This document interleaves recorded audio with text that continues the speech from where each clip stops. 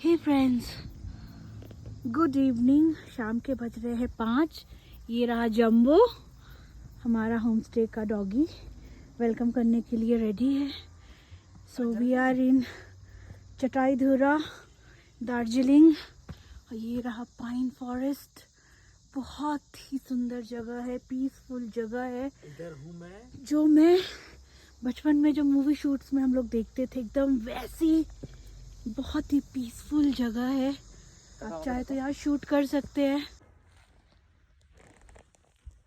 Of beat Darjeeling and weather is so wow, मतलब मैं उसको शब्दों में बयान नहीं कर सकती हूँ और आपको आना पड़ेगा यहाँ पे।